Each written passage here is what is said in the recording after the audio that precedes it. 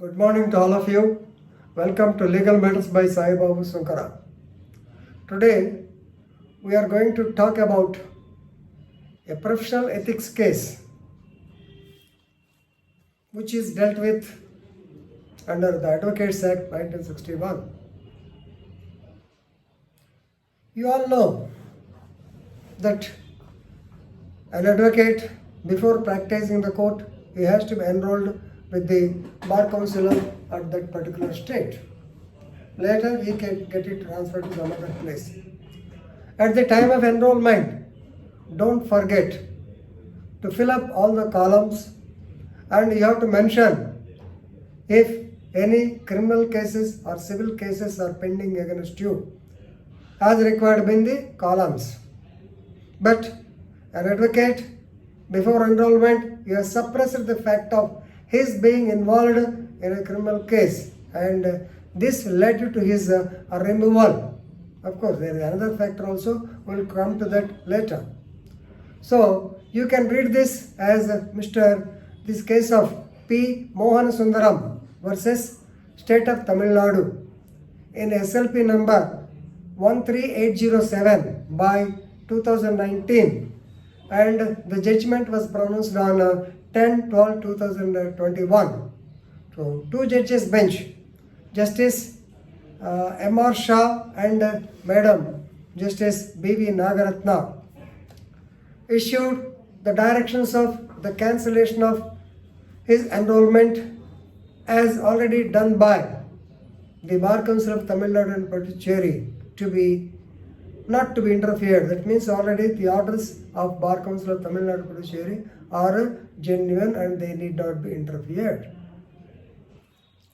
And they stated that such people who suppress the facts of their involvement in criminal cases, so they should be ousted or they should be removed from the Bar Council. Such people do not deserve to be in the legal fraternity. This is the crux of the judgment. Previously, 2019 also, Justice Lav Nageshwar and another judge, I think M.R. Shah, same M.R. Shah, yes, they have given another judge same thing in this manner only.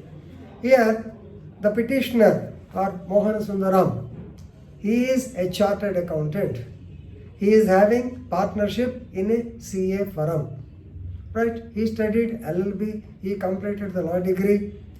Of course, he was a case of bigamy was pending against him, and by the time he became an advocate, the case he appealed before the higher court, district court, and the appeal was allowed. Of course, as it is nowadays, now there is no case pending against him. And he was a sleeping partner in a chartered accountant company. These two counts, somebody gave a petition against him, basing on which the Bar Council conducted inquiry and came to know that he has suppressed the material facts before the enrollment.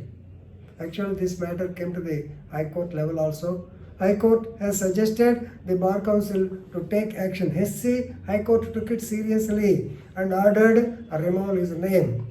Of course, they asked the BCT and that is Tamil Nadu and Pondicherry to take action. So, the Bar Council, using its powers under Section 26, Clause 1 of the Advocates Act 1961, removed his name. You may be never knowing, Section 26 gives enormous powers to the Bar Council to remove the name of a person who entered the role of advocates by misrepresentation. This is nothing but misrepresentation. Now this man has come to the Supreme Court. Supreme Court also held that the High Court did not commit any error, right? And the Bar Council of Tamil Nadu and Puducherry, yes, they have given the correct orders, and the orders of the so-called Bar Council did not suffer from any irregularity. That means safely he has been removed. So why I want to tell you is, please don't suppress the facts. No doubt, people may be involved in this case. What happens? Okay, you can straight away write, yes, this I have been involved. Suppose whenever it is acquitted or whenever the appeal is allowed, you can happily join. But without mentioning the same, you should not do it. So in this connection, I want to tell you another case which happened in the year 2019. There in this case, two judges bench, Sri Justice Lav Nageshwar Rao and M.R. Shah. So they also ordered for the removal of an advocate who was enrolled in the year 1988.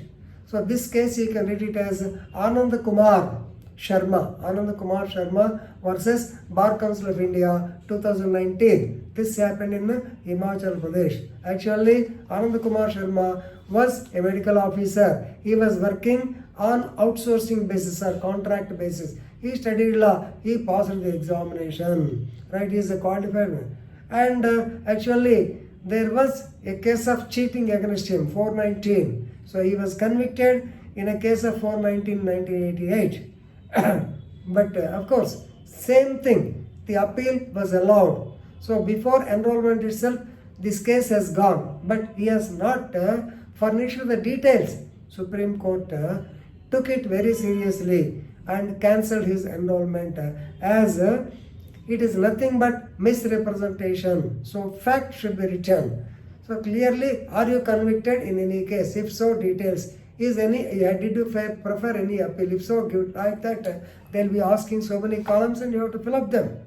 So what is the shame? Of course, people will feel ashamed. And here I am told, of course, I did not contact that man personally, but I am told that the persons are under the impression that when once the appeal is allowed, that means when once the case has gone in appeal, then you may think that you are not, there is no cases pending against you, but please you have to write whether appeal is preferred or not. So in that kind of what for, since the previous case is there, so unless you fill up all these things, it's not fair in your part. That means you are cheating, you are misrepresenting the Bar Council, that too, entering a noble profession. So please remember, you have to fill up all the counts. No doubt, you may be involved in a case. I don't say that everybody is foolproof. In such case also, you have to inform, you have to fill up the columns, and of course you can go in appeal. When the appeal is allowed, happily you can come back and practice. Otherwise, his name is removed from the list. So the practice, the black gown which was awarded to him to practice is gone. He was out. So this should not happen. So remember this and please fill up all the columns. If you don't fill up, the advocate suppressing a criminal case against him during the enrollment, it is treated as misrepresentation, and the effect of section 26 of the Advocates Act comes into existence. Thank you very much.